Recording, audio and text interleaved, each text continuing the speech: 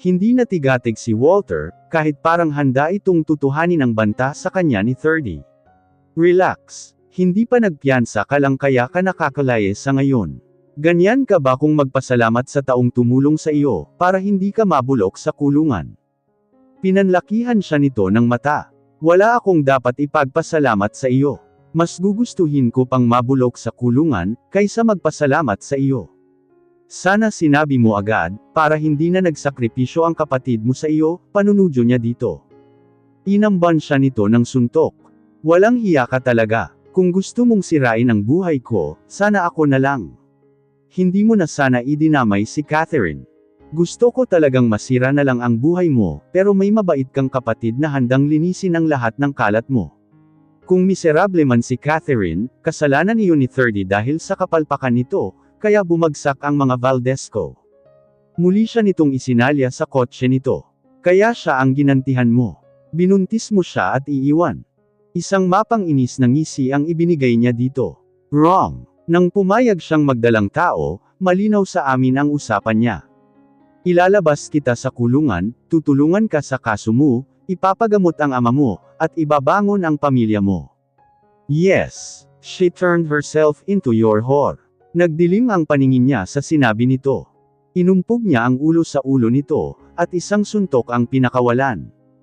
Mag-ingat ka sa pananalita mo. Si Catherine at ang anak namin ang dahilan, kung bakit malaya ka ngayon, at humihinga pa ang ama ninyo.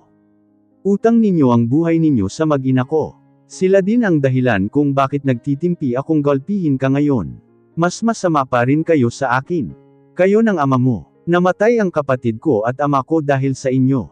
At kung ako ang tatanungin, hindi kayo karapat-dapat sa pagmamahal ni Catherine. Tigilan mo na ako at huwag kang magsasalita, o gagawa ng masama laban kay Catherine o sa anak ko. Titiyakin kung di ka na makakalabas ng kulungan sa susunod. Matalim ang tingin ni 30 sa kanya, nang naglakad siya palayo, ngunit di na nagtangkang sundan siya. Wala siyang kaibahan sa pamilya ni Catherine, dahil minahal siya nito pero binaliwala lang niya ito. Hindi rin siya karapat-dapat sa pagmamahal nito. Pakiramdam ni Catherine ay baliw na siya. Umiiyak siya habang tumatawa nang panuurin ang anak niya, mula sa salaming bintana ng nursery. Hanggang tingin lang siya dito, dahil nasa incubator pa ito. Subalit sinabi naman ng doktor sa kanya, na wala siyang dapat na ipag-alala, dahil makakalabas na rin ito makalipas ang ilang linggo. Gusto lang tiyakin ng mga doktor maging fully developed ang baga nito, na siyang karaniwang problema sa mga sanggol na ipinapanganak na premature. Nang makita niya na gumalaw ito, at bahagyang ngumiti ay nawala ang lahat ng alalahanin at sama ng loob niya. Everything was worth it. Ma'am Catherine, ano po ang ipapangalan ninyo sa anak ninyo? Tanong ni Aling Yoli. Nawala ang ngiti sa labi niya. Di niya inisip ang magiging pangalan nito, dahil parang wala naman siyang karapatan na pangalanan ito. Si Walter ang bahala sa pangalan ng bata. Wahlberg Evaristo. Nang lumingon siya ay nakatayo lang pala si Walter sa likuran niya. Mula nang manganak siya, ay noon lang niya ito nakita. Si Aling Yoli lang ang laging nag-aasikaso sa kanya. Akala nga niya ay di ito magpapakita sa kanya. Sir, bagay nga po sa anak ninyo ang pangalan, excited na sabi ni Aling Yoli. Di siya makakibo at nakatitig lang kay Walter. Gusto niyang tanungin kung binantayan ba siya nito, habang naliliyo pa siya noon. Kung hinawakan ba nito ang kamay niya. Pero imposible iyon. Hindi ba't ayaw nito sa kanya? Gusto nitong mawala na siya sa buhay nito. Nang ibinalik siya ni Aling Yoli sa kwarto, ay inutusan ito ni Walter na umuwi muna. Naiwan silang dalawa ni Walter sa kwarto. Hindi niya alam kung anong sasabihin dito. Walter, natuwa si Papa nang makita si Wahlberg. Naipaliwanag mo na ba ang kasunduan natin sa kanila? Tanong nito sa malamig na boses. Yumuko siya at pinagsalikop ang palad. Hindi bahagi ng pamilya nila si Wahlberg. Isang malaking sampal iyon sa pamilya niya. He must be enjoying her family's humiliation. Alam na nila, they are not pleased with the setup. Inabot nito ang tseke sa kanya. Here is your 5 million. Alam ko na kailangan iyan ng pamilya mo. Malamig ang mga mata lang niyang pinagmasdan ng tseke. Hindi na niya kayang tanggapin pa iyon. Mula nang makita niya ang anak niya sa nursery kanina, hindi na kaya pa ng puso niya na tumanggap ni isang kasing bilang kabayaran dito. Hindi ko matatanggap yan, Walter. Di ko kayang iwan ang anak ko. Nagmamakaawa niya itong pinagmasdan, at hinagip ang kamay nito. Walter, I am begging you. Huwag mo akong ilayo sa anak ko. Hindi ko kaya. Huwag mo na akong ipakilalang kahit na maging yaya niya lang ako. Kahit hindi mo ako swelduhan. Hindi iyan ang usapan natin, formal nitong sabi. Lalo niyang hinigpitan ang paghawak sa kamay nito. Hindi niya ito pakakawalan, hanggat di ito pumapayag sa gusto niya. Walter, please, hindi ko talaga kaya. Kundi ko tagagawin, ilalaban siya ng pamilya ko. Isang nakakainsultong tawa ang pinakawalan nito. That's brave. Pero sa palagay ba ninyo ibibigay sa custody ninyo ang bata, lalo na sa background ng kapatid mo? Marahan siyang tumango. I am willing to honor the contract. Di ko hinihiling sa iyo na kilalanin niya akong ina. Basta huwag mo akong ilayo sa anak ko. Please. Mataman siya nitong pinagmasdan. Bakit ka pa magsasakripisyo? Mas maganda ang buhay mo kung lalayo ka sa akin. Baka nakalimutan mo na kung sino ang pinakikiusapan mo, Catherine. I am a monster. Sinira ko ang pamilya mo. Wala akong pakialam. Paano kung hindi lang kita gagawing yaya ni Wahlberg? What if I decide to make you my woman? Umupo ito sa hospital bed, at inilapit ang mukha sa kanya. As if he was intending to kiss her. I can take you whenever and wherever I want. Do you want that, Catherine? Isasakripisyo mo pa rin ba ang sarili mo sa halimaw na tulad ko, kahit na alam mong galit na galit ang pamilya mo sa akin? His woman. His mistress. Napalunok siya. Oras na gawin niya yun, ay baka tuluyan na siyang itakwil ng pamilya niya. Dapat ba niyang kagatin ang pain nito? Oras na tanggapin niya yun, baka wala na siyang maitira kahit sa sarili niya. But when Walter was this close, she couldn't think straight. He was making her burn. Kapapanganak pa lang niya sa anak niya, pero nabubuhay na naman ang atraksyong nararamdaman niya dito. She was really hopeless when it comes to Walter. Nandito siya para sa anak niya. Isang pagkakamali lang niya, ay baka tuluyan na itong ilayo ni Walter sa kanya. She couldn't afford that. Handa siyang magsakripisyo. Kahit ano gagawin ko para sa anak ko. Ngumisi ito at tumayo. Pag-alis mo ng ospital, sa bahay ko sa Manila ka natutuloy. As my son's nursemaid and as my woman. Keep that in mind. Napakagwapo talaga ng apo namin. Kamukha siya ni Teodisio, excited na sabi ni Serafina, nang dalawin siya sa ospital.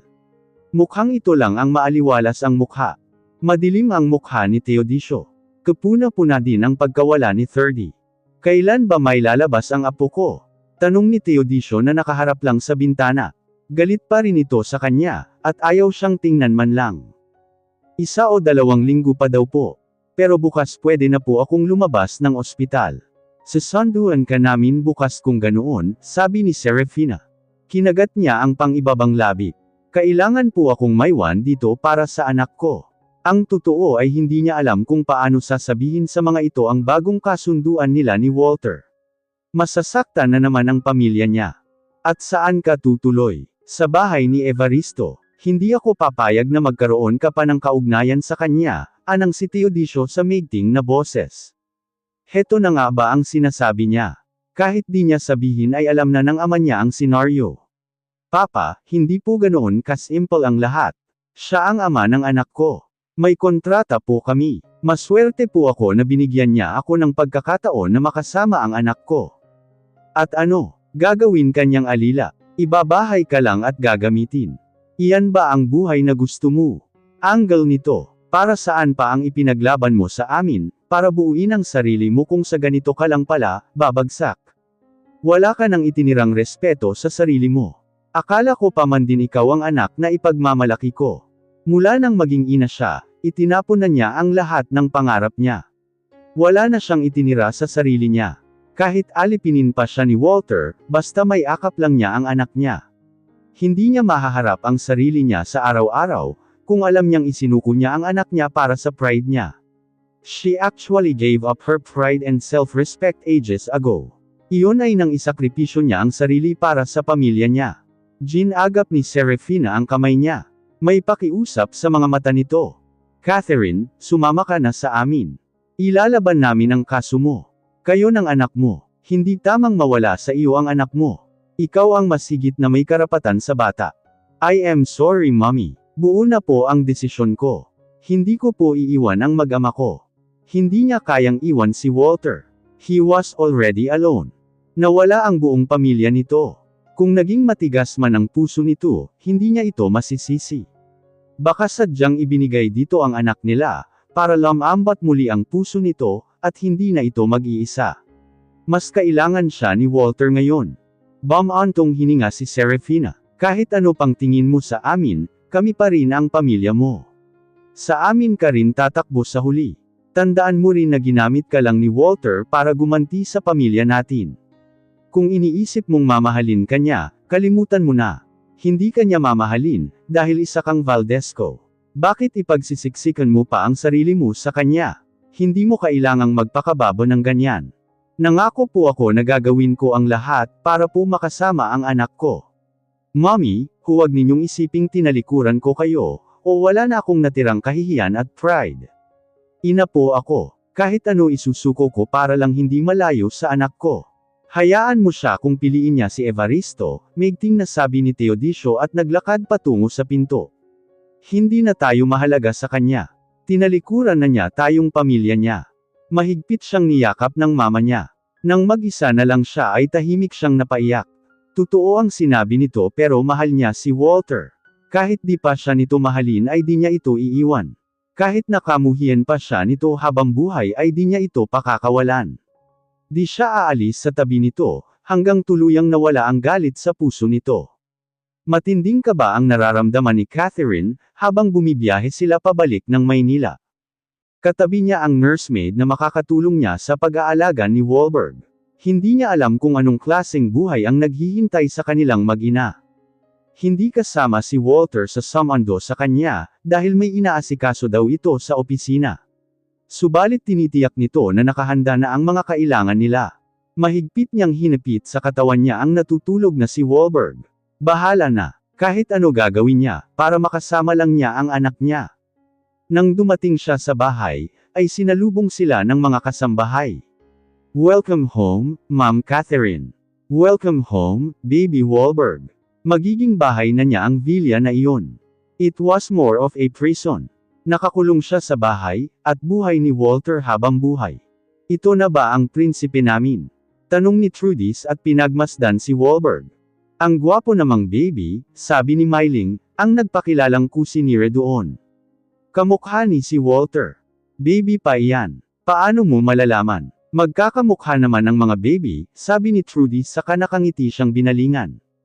Siguradong pagod na kayo. Magpahinga muna kayo sa kwarto ninyo. Idinala nila si Wahlberg sa nursery. Masarap sa mata ang theme ng kwarto nito. Maaliwalas iyon at nagustuhan niya ang wallpaper, na may malawak na damuhan at asol na langit, habang naghahabulan ang mga bata at iba't ibang hayop. May iba't ibang laruan na ring binili si Walter. Pinaghandaan talaga nito ang pagdating ng anak nila. Subalit parang may humaplo sa puso niya, nang makita na naroon din ang mga damit at laruan na ibinigay niya para kay Wahlberg. Inilapag niya sa crib si Wahlberg, at pinaandar ang baby musical na may nakasabit na miniature elephant, bear at bunny. Humikab ito at nakatulog agad. Nakangiti niya itong pinagmasdan habang natutulog. Her little angel. Basta mahimbing na natutulog ang anak niya at alam niyang okay ito, kaya niyang harapin at tanggapin ang lahat. Gusto ba ninyong kumain, ma'am? Si Dinah na lang, tukoy niya sa nursemaid ni Wahlberg. Gusto kong matulog. Doon na po kayo sa kwarto ninyo, ma'am. Idinala siya nito sa kwarto katabi ng nursery. Pagbukas pa lang ng kwarto, ay alam na niyang iyon ang master's bedroom. Kasama niya sa isang kwarto si Walter. Bigla siyang umurong. Manang, pwede po bang sa kabilang kwarto na lang ako matulog? May kama naman po sa nursery. Para po mabantayan ko si Wahlberg. Ninervyos siya. She felt like a prudish innocent again. It was silly. Pero natensyon siya, dahil magkakasama sila ni Walter sa isang kwarto. It has been a long time. Marami nang nag-iba sa kanya. She agreed to be his woman, but it was too soon. Paano niya maibibigay ang sarili sa lalaking namumuhi sa pamilya niya? Doon matutulog si Dinah. Nasa kwarto ni Sir Walter ang lahat ng gamit mo. Pero, nagsalubong ang kilay nito. May problema ba? No. Ayaw niyang ipahalata na may kakaiba sa relasyon nila ni Walter. Ayaw niyang maging usap-usapan pa sila ng mga kasambahay nito. Habang wala po si Walter, doon po muna ako kay Wahlberg, giit niya. Hanggat kaya niyang makaiwas kay Walter ay gagawin niya. Naalimpungatan si Catherine, nang marinig ang pag-ingit ni Wahlberg.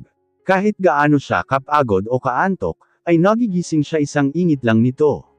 Hindi yun madaling baliwalain. It was part of being a mother. Pagbangon niya ay nakita niyang kalong na ni Dina si Wahlberg at ipinaghihil. Bakit dito ka natutulog? Muntik nang malaglag ang puso niya, nang marinig ang boses ni Walter. Nakatayo lang pala ito sa tabi ng kama, at mukhang kanina pa siya pinagmamasdan. Gusto kong bantayan si Wahlberg. Hinawi niya ang buhok. Kanina ka pa dumating. Kadarating ko lang. Hindi ka pa daw nagdi-dinner. Hindi ako gutom. Pagod lang talaga ako. Pwede bang ituloy ko na ang tulog ko? Dina, pwede bang iwan mo muna kami? Dalhin mo muna si Wahlberg sa guest room, utos ni Walter at hinintay na makalabas si Dina bago nagsalita. Akala ko ba malinaw ang usapan natin? You are my woman. You will share a room with me. It is too soon, Walter. Wala pa akong isang buwang nangganganak. Sabi ng doktor. Sabi ng doktor walang masama kung magtabi tayo sa higaan, at magsama sa isang kwarto. It's okay to kiss you and touch you as long as okay. Itinaas niya ang kamay. Stop. Okay. I get the picture. Just the image of how he used to touch her sent shivers to her spine. At hindi pa yata niya kayang tanggapin ang ganoong klaseng gawain. It was too used to pressure her. Addictive. Walter was the expert master. Oras na halikan siya nito, tiyak na hindi na niya alam kung paano kokontrolan ang sarili. I'll take the couch from now on. It's up to you. Sa ngayon, hahayaan kita sa gusto mo. Itinukod nito ang tuhod sa kama, at inilapit ang mukha sa kanya. Wala man lang ba akong goodnight kiss? Tinalikuran niya ito. Good night. Alam ni Walter ang kahinaan niya. He knew what makes her tick. Sa ngayon ay gusto muna niya ng panahon para sa sarili niya. She wanted a little self-preservation. She was scared that she would love him more if they will make once again. Paano ba niya buburahin ang pagmamahal sa lalaking sumire sa pamilya niya, at hindi siya kayang mahalin? Sana ay alam niya ang sagot. Sana ay maging manhid na lang siya, para madali sa kanyang tanggapin ang lahat. Kung ganoon lang sana kadali ang lahat. Nang gumising si Catherine ay nasa gitna na siya ng kama. Ang huli niyang natatandaan ay sa couch siya nakatulog. Wala si Walter. Mabuti naman. Napaka-awkward na magising sa kama ni Walter, at ito pa ang mabubungaran niya paggising sa umaga. Bumukas ang pinto sa shower room, at naamoy agad niya ang sabong ginagamit ni Walter. Good mom-ing. I hope you slept well. Good? She stopped in mid-sentence, when she saw him half-naked.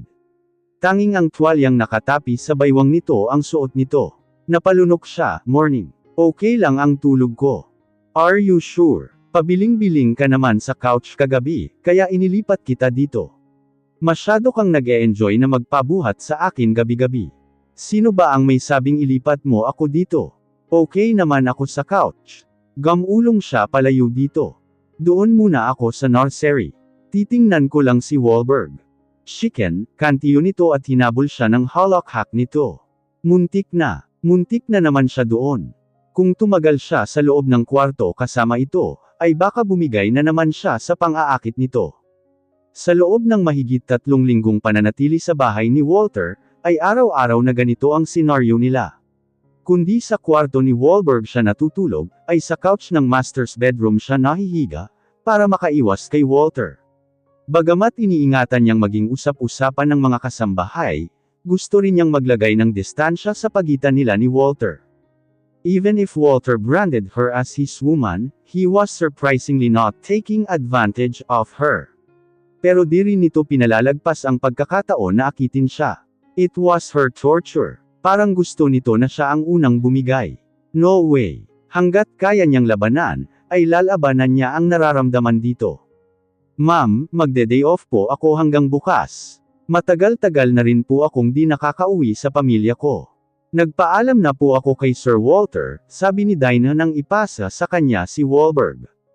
Huwag kang mag-alala, kaya ko namang alagaan si Wahlberg. Mas pabor nga sa kanya, dahil may rason siya para sa kwarto ni Wahlberg matulog, at maiwasan si Walter.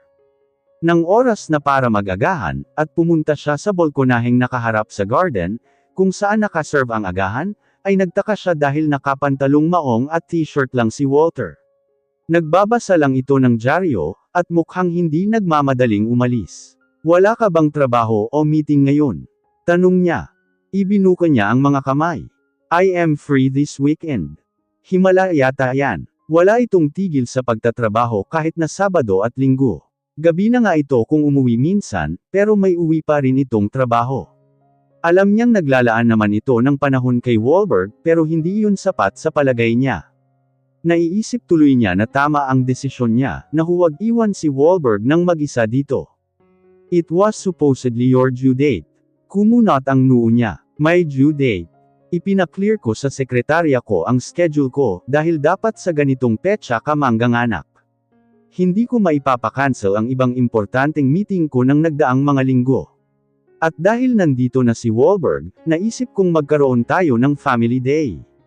I want to spend more time with my son, and learn more about him. Hindi ba, baby? Anito at hinawakan ang baba ni Wahlberg, dahilan para humajijek ang sanggol. Ibig sabihin gusto mong matutong mag-aral magpalit ng diaper, magpaligo, magpa-burp at kung ano-ano pa. That's good. Mag-grocery lang ako. Ikaw na ang baalang mag-alaga sa kanya. Nawala ang ngiti sa labi nito. Sandali iiwan mo akong mag-isa sa kanya. Oo naman. Para magkaroon kayo ng bonding as father and son. May tiwala naman ako na maaalagaan mong mabuti si Wahlberg.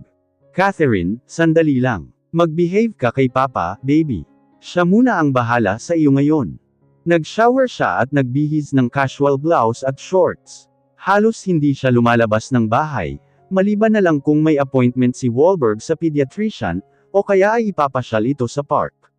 She needed a little time away from Walter. Masyadong matagal ang 2 araw na family day na sinasabi nito. Nagpapatuyo siya ng buhok, nang marinig niya ang palahaw ni Wahlberg. Hanggo siyang lumabas ng kwarto, at nakitang naroon na si Trudis na kalong si Wahlberg. Anong ginawa mo? May halong paninisi agad na tanong niya kay Walter. I did nothing wrong. Basta ginawa na namin ang lahat para tumahan siya. Ma'am, gutom na po yata ang baby ninyo. Ako na ang magtitimpla, presenta ni Walter. Wala pong tay-timplahin, sir, wika ni Trudis. Paanong walang tay-timplahin? Tanong ni Walter sa mataas na boses. Ubus na ang gatas. How irresponsible of you. May pera akong iniiwan para sa pangangailangan ng anak ko. Wala ka namang ginagawa dito buong araw. How could you forget his milk? That's so basic. Kinuha niya si Wahlberg kay Trudis. Ako na po ang bahala sa kanya. Ano? Angle ni Walter nang makaalis si Trudis. Binuksan niya ang butones ng blouse niya. What are you doing? Seducing me. Trying to feed our son. Huwag kang ang maingay. Lalo lang siyang iiyak dahil sa kereklamo mo. Wala ka namang alam. The baby suckled her breast, and Walter was staring at her with awe. Wow! Tinalikuran niya ito dahil nailang siya sa pagtitig nito. Pwede ba? I just can't believe that you are breastfeeding our child. Sa ospital pa lang, mas maraming benefits ang breastfeeding. Di mo ba nakita sa resibo na wala kaming binibiling formula milk? Umiling ito. No, hindi ko ugaling i-check ang mga resibo mula nang dumating ka. I trust you'll take care of everything. Wala itong planong tumigil sa panunood sa kanya. He looked fascinated. Hindi niya alam kung may inis ito, o pababayaan na lang ang curiosity nito. Pero di ka ba nasasaktan? Kasama sa pagiging nanay. Maswerte ako dahil may mga nanay na hindi nakakapagpa-breastfeed, kahit gusto nila. Ang iba nga sa ibang nanay pa pinapa-breastfeed ang anak nila. Di nagtagal ay pumikit ang mata ni Wahlberg at mahimbing na nakatulog. Nakatulog na siya. Kasama si Walter ay ihinigan niya si Wahlberg sa crib na nasa nursery. Thank you. Naa-appreciate ko ang pag-aalaga mo kay Wahlberg. Pasensya na sa mga nasabi ko. Wala iyon. Mukha ka namang wala sa sarili mo kanina. Natarante kasi ako. Pwede bang huwag kang umalis? Hayaan mo na lang silang mag-grocery. Kailangan kita para matutong alagaan siya. Please. Alright. Ano pang gusto mong malaman?